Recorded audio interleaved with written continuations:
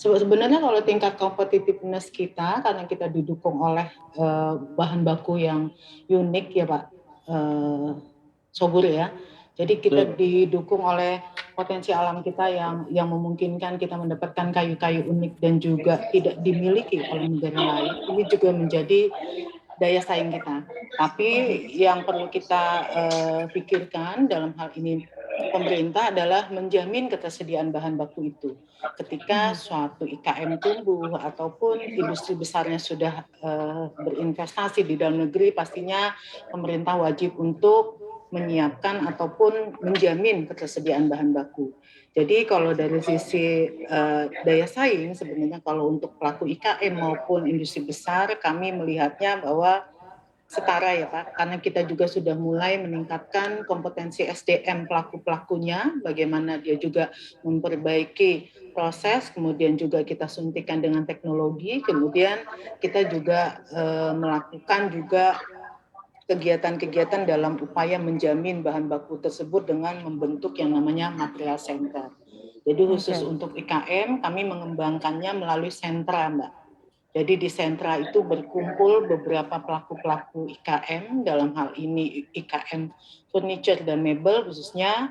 Di sana kita sharing yang namanya peralatan mesin dengan teknologi terkini. Kemudian ada juga beberapa sentra yang sudah memberlakukan yang namanya sekarang teknologi 4.0.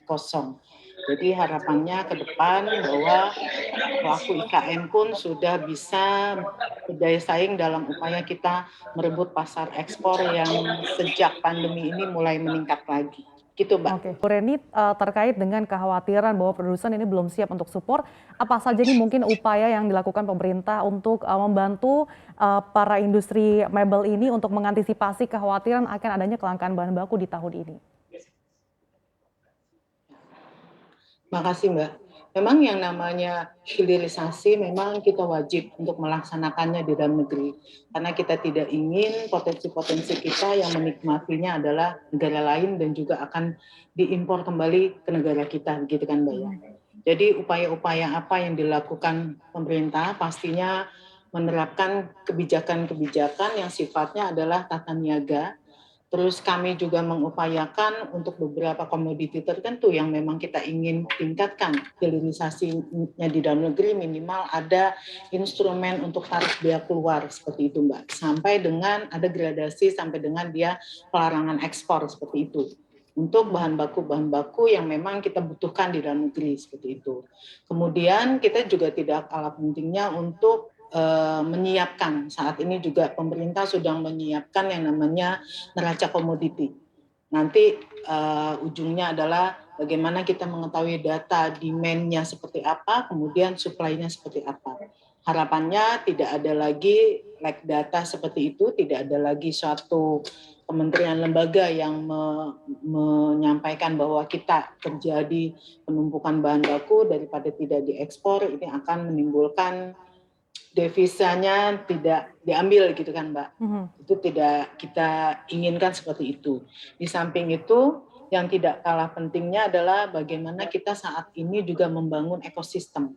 Ekosistem antara pelaku, kemudian juga antara produsen, konsumen, termasuk di dalamnya adalah pemerintah dan juga pemerhati dalam hal ini praktisi-praktisi, bagaimana kita bisa berkomunikasi mengaplikasikan yang namanya teknologi baru untuk kita terus melakukan yang namanya pengembangan produk. Karena khusus untuk furniture ini, Mbak, untuk mebel, memang dengan adanya pandemi ini kita rasakan memang semua orang fokus untuk membenahi diri, Mbak ya. Sekarang sudah berkembang home decor luar biasa, desain luar biasa, jadi ini harus ditangkap oleh pelaku-pelaku industri bagaimana mewujudkan apa yang dimaui konsumen supaya rumahnya menjadi nyaman, kemudian juga kita pemerintah dalam hal ini mengoptimalkan sumber daya alam yang tersedia sehingga nilai tambahnya menjadi tinggi. Pasti di sana ada instrumen bagaimana kita meningkatkan kompetensi SDM-nya, kemudian teknologinya, dan yang nggak kalah penting memang di sini peran dari pembiayaan. Karena kalau kami sendiri yakini yang namanya IKM memang Mbak sangat terbantu sekali ketika mendapatkan pembiayaan yang relatif rendah. Walaupun saat ini sudah ada KUR, nah jadi bagaimana kita mengoptimalkan penggunaan KUR ini untuk sektor-sektor yang lebih produktif lagi, seperti itu Mbak. Di samping kalau kami juga Mbak, pemerintah dalam hal ini Ditjen IKMA, Kementerian Perindustrian juga selalu memfasilitasi pelaku-pelaku untuk mengikuti pameran-pameran internasional. Kemudian juga kita juga melakukan yang namanya onboarding pelaku-pelaku untuk bisa masuk ke marketplace yang ada. Jadi saat ini dengan adanya pandemi, kemudian juga dengan berkembangnya digitalisasi, tidak menjadi masalah suatu pelaku harus punya showroom seperti itu Mbak ya. Jadi kita juga menggandeng beberapa marketplace untuk mengedukasi para pelaku dari pendampingan, bimbingan, bagaimana mereka menampilkan produknya, kemudian sampai dengan mereka bisa bertransaksi melalui online, dengan juga memanfaatkan teknologi digital. Seperti itu Mbak.